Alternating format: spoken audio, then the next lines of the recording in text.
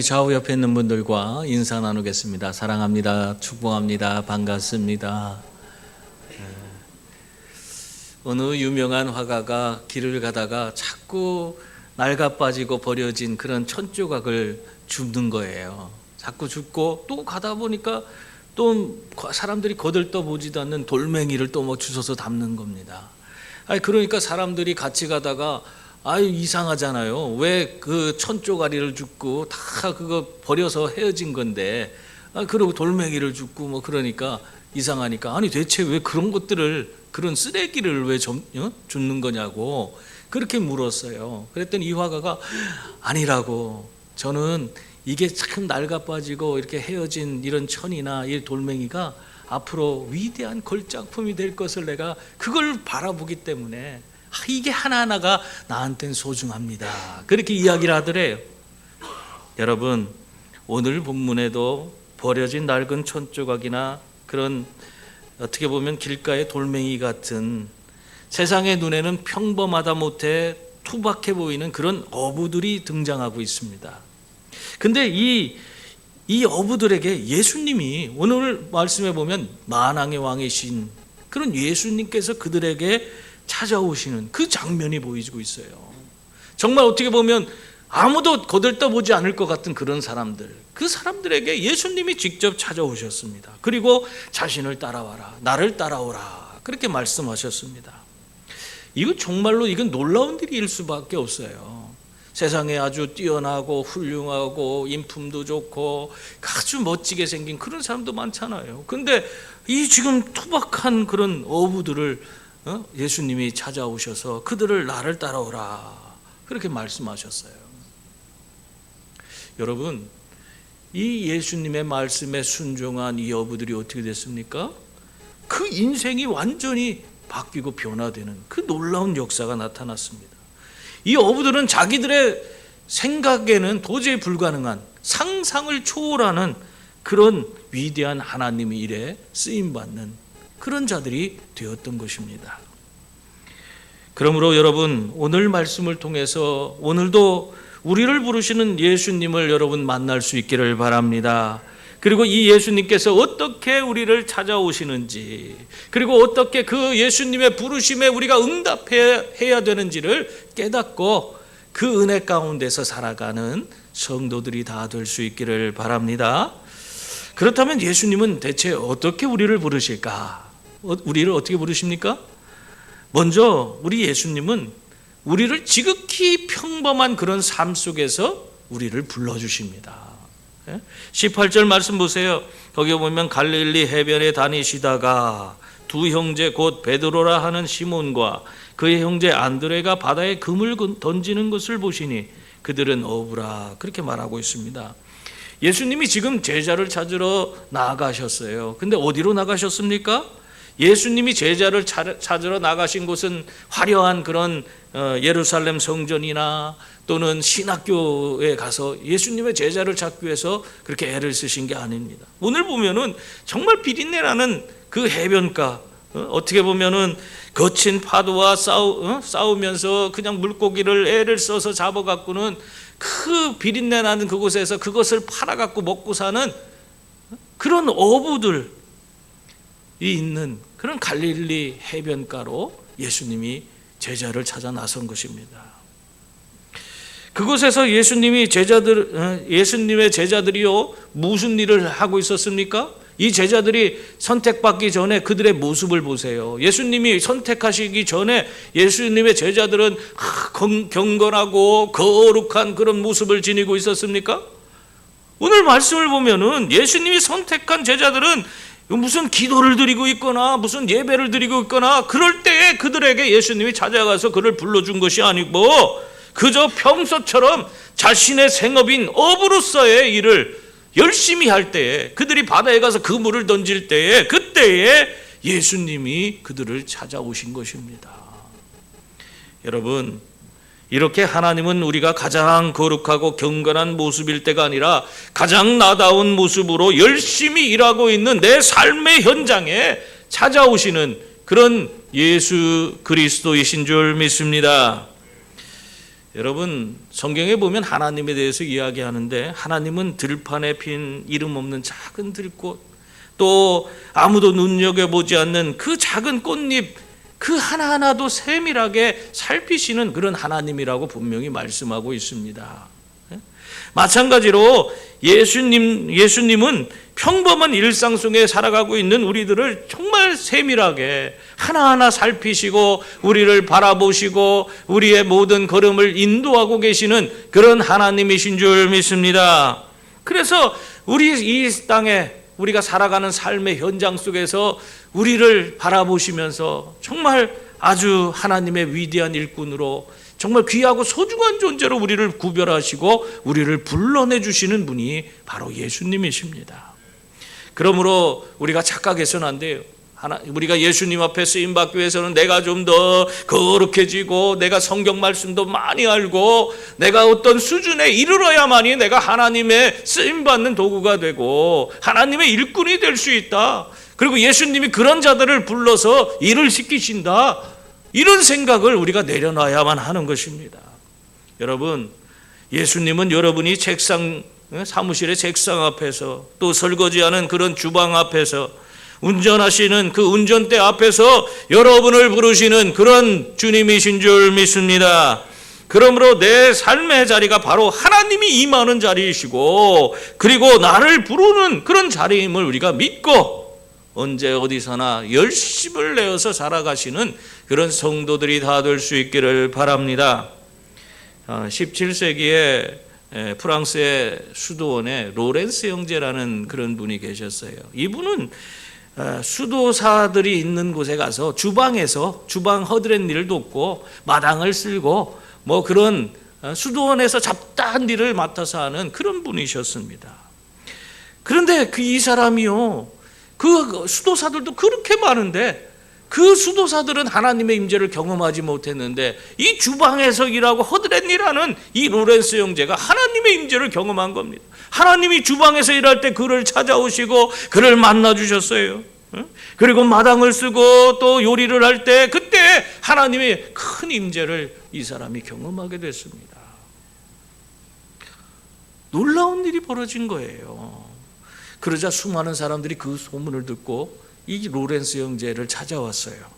수도사에게 가서 하나님 임재가 어떻게 일어납니까? 이렇게 묻는 게 아니라 지금 주방에서 일하는 허드렛 일하는 이 로렌스 형제를 찾아와 갖고는 아니 대체 하나님 임재가 어떻게 당신에게 그렇게 임했습니까? 그러면서 그걸 물었어요. 그때 이 로렌스 형제가 자신을 찾아온 사람들에게 그 하나님 임재를 어떻게 경험하는지 그 책으로 냈어요. 그래서 우리 기독교 고전이 됐는데 하나님의 임재 연습이라는 책이 있습니다. 거기 보면은 여러 가지 하나님 임재를 경험하는 그런 이야기들을 거기다 풀어서 이야기해 주고 있어요. 근데 그 중에 하나 예를 들면 나는 이 프라이팬에 계란을 뒤집는 그 순간에도 하나님을 사랑하는 마음으로 그 계란을 뒤집습니다. 또 부엌을 청소할 때도 하나님이 함께 하심을 내가 믿고 내가 청소를 합니다. 그렇게 이야기하는 그 모습이 있어요. 여러분, 로렌스 형제는 자신의 지극히 평범한 그 주방 일이 그에게는 하나님이 임하는 그런 장소가 된 줄 믿습니다.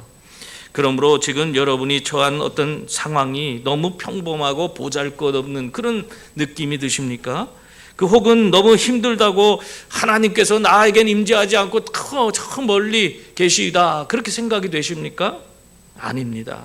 예수님은 지금 여러분이 그물을 열심히 내리고 있는 그 장소에 여러분의 삶의 현장에 이미 여러분을 바라보시고 여러분을 그곳으로 찾아오시는 그런 예수 그리스도이신 줄 믿습니다. 그래서 바로 우리 평범한 일상 가운데서 우리를 불러주시는 분이 바로 예수님이십니다. 또한 예수님은 우리에게 새로운 사명을 주시기 위해서 우리를 부르시는 분이십니다. 19절 말씀을 보면 말씀하시되 나를 따라오라 내가 너희를 사람을 낚는 어부가 되게 하리라 하시니 이렇게 말씀하고 있어요. 예수님은 어부들에게 가서 이제 고기 잡지 말라고 그렇게 말하지 않았어요. 대신 너희를 사람을 낚는 어부가 되리라, 되게 하리라, 그렇게 말씀하고 있습니다. 이 지금 그들의 지금 직업을 완전히 없애버리고 뭐 다른 일을 해라, 그런 얘기가 아니잖아요. 이 예수님은 이 어부들에게 가서 더 크고 놀라운 꿈과 그 목표를 그들이 가질 수 있도록 그들에게 예수님께서 그 꿈을 불어넣어 주신 것입니다. 이렇게 예수님이 찾아오셔서 우리를 불러주시면 우리는 일상의 삶 속에서 이제는 더 그 일상에 얽매이지 않고 더 크고 창대한 놀라운 비전과 또 우리에게 주시는 놀라운 사명을 품고 나아가는 그런 성도가 되는 줄 믿습니다. 생각해 보세요. 지금 어부로서 이 물고기를 낚는 것은 이 어부들에게는 자신과 자신의 가족들의 그 배를 채우기 위한 생존의 문제예요. 그런데 지금 예수님이 말씀하시는 것은 그 생존의 문제를 뛰어넘어서 사람을 낚는 그런 일을 말씀하시잖아요. 이 사람을 낚는 것은 죽어가는 영혼을 살리는 하나님의 일을 하는 그런 위대한 사명의 일이 되는 것입니다. 여러분, 주님이 우리를 부르실 때 단순히 나 하나 잘 먹고 잘 사는 그런 인생을 살라고 우리를 부르시는 게 아니에요. 그런 나 혼자 잘 먹고 잘 사는 그런 인생에서 벗어나서 이제는 우리 타인을 살리고 또 세상을 바꾸고 변화시키는 이 하나님의 위대한 일에 여러분이 동참하는, 그래서 하나님의 그 이름을 세상에 드러내고 하나님의 위대한 역사를 이루어가는 그런 자들이 되도록 만들기 위해서 여러분을 부르시는 줄 믿습니다. 이렇게 예수님을 믿는다는 것은 직업을 바꾸는 것이 아니라 직업의 목적을 바꾸는 것입니다. 전에는 돈을 벌기 위해서 열심히 일하고 장사했다면 이제는 그 장사를 통해서 하나님의 놀라운 은혜와 사랑을 널리 전하기 위해서 하는 것입니다. 전에 성공하기 위해서 공부를 했다면 이제는 그 실력으로 이제는 남을 돕기 위해서 하는 공부하는 것이 완전히 예수님을 만난 사람들의 생각이 바뀌고 삶이 바뀌는 그런 모습이에요.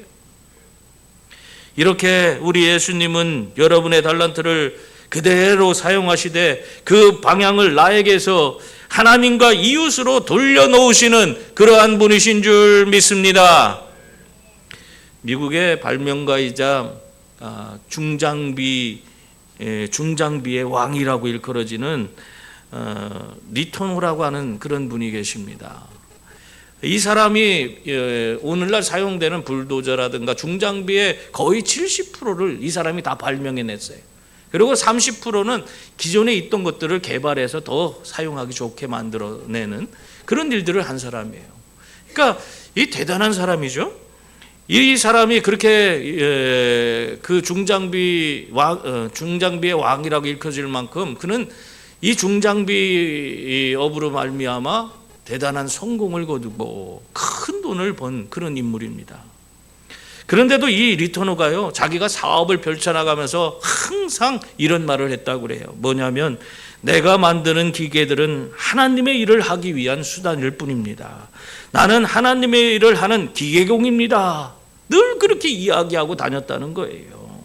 정말 놀라운 고백 아닙니까? 이러한 생각을 갖고 사업을 했던 리토노는 실제로 자기 수입의 90%를 다 주와 복음을 위해서 사용했다고 그래요. 그리고 자기는 10%만 가지고 자기 생계를 이어갔다고 합니다. 이 사람이 그 하나님의 나라와 그 복음을 위해서 그 리토노 대학교라는 대학을 세우고 또 그것을 가지고 선교단체에 기부를 해서 수많은 선교사들을 지원하는 그런 일에 앞장서서 자신의 90%의 그 돈을 다 거기에 썼다는 거예요. 여러분, 예수 만나고 나니까 삶의 목적이 달라진 거예요. 자기가 하던 사업에 예전과 같지 않고 그것이 바로 주와 복음을 위해서 사용하는 그런 사업장이 된 것입니다. 그러므로 여러분, 오늘 내 삶의 이유를 다시 한번 점검해 볼 수 있기를 바랍니다.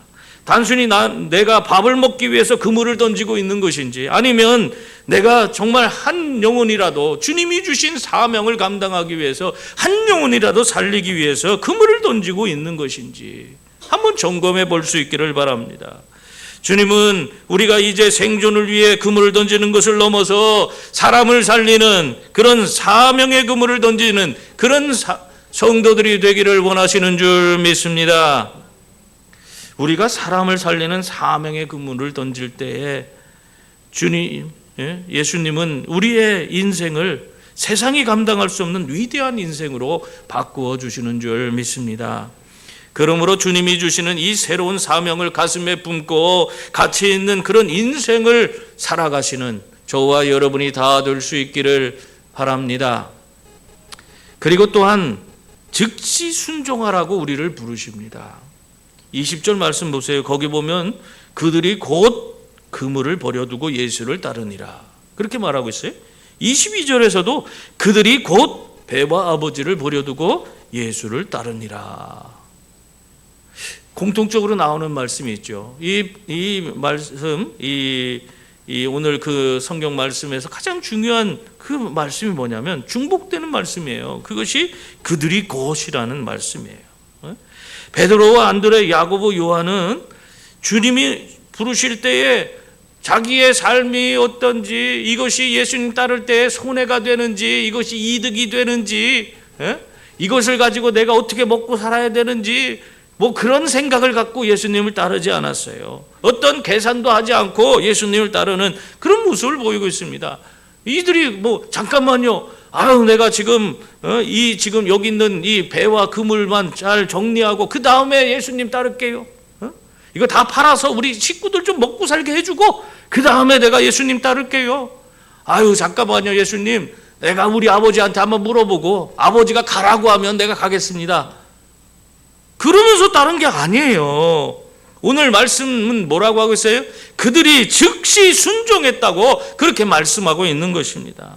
심지어 자신의 생계수단인 그물과 배 그리고 가장 소중한 가족까지도 다 버려두고 예수님을 따랐다. 그렇게 말씀하고 있어요. 여러분, 이렇게 순종은 나중에 하는 것이 아닙니다. 우리가 착각할 때가 많아요. 주님이 말씀하실 때 즉시 따르는 것이 순종인 줄 믿습니다. 우리는 자꾸 예수님이 나에게 말씀하셔도 우리가 어떻게 합니까? 종종 예수님이 나에게 무슨 일을 하라, 어떻게 해라. 그래도 주님 아직 때가 아니에요. 나중에 내가 형편이 좋아지면 할게요. 주님, 나는 아직 지금 해야 될 일이 많습니다. 내가 좀 시간이 여유가 있으면 그때 가서 할게요. 그렇게 말하고 있어요. 그러나 예수님은 우리의 완벽한 준비를 원하시는 것이 아닙니다. 우리 주님은 지금 당장 예수님 말씀하시는 그때에 즉시 예수님을 신뢰하고 그분의 손을 붙들고 나서기를 원하시고 있는 줄 믿습니다. 그런데 사탄 마귀는요, 내일에 내일, 다음에 해도 돼. 뭘 그렇게 하려고 그러냐. 그러면서 우리가 주님의 그 말씀에 순종하지 못하고 주저앉게 그렇게 만들어요.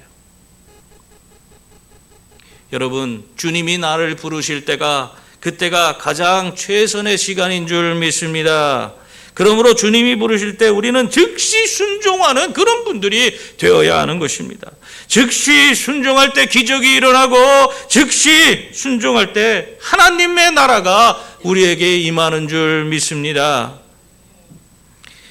기차역에 기차가 들어오고 있는데 그것을 보면서 내 짐이 너무 지금 많이 있어요. 그래서 그 짐을 좀 정리해야겠다 생각하면서 기차가 들어왔는데도 기차에 타지 않고 짐 정리만 하고 있으면 그 사람이 자기가 원하는 목적지에 갈 수 있겠습니까? 짐 정리하다가 얼마 안 있으면 기차는 떠나버리고 마는 거예요.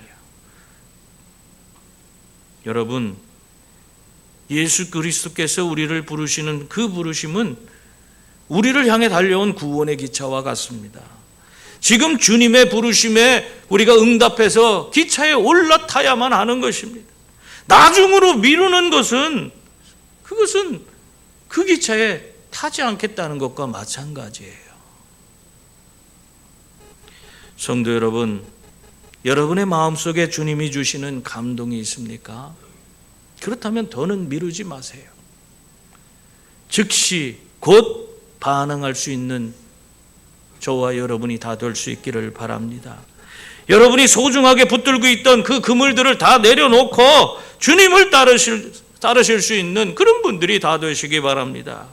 그러면 예수님께서 여러분의 인생을 책임져 주시고 더 넓은 하나님 나라와 정말 하나님의 위대한 일에 동참하도록 인도해 주실 줄 믿습니다. 사랑하는 성도님들, 주님은 지금도 우리를 부르고 계십니다. 그 부르심에 즉시 순종할 수 있기를 바랍니다. 제자들이 즉시 그물을 버려두고 주님을 따랐을 때 그들은 더 이상 평범한 어부가 아니라 세상을 바꾸는 위대한 사도가 되었습니다.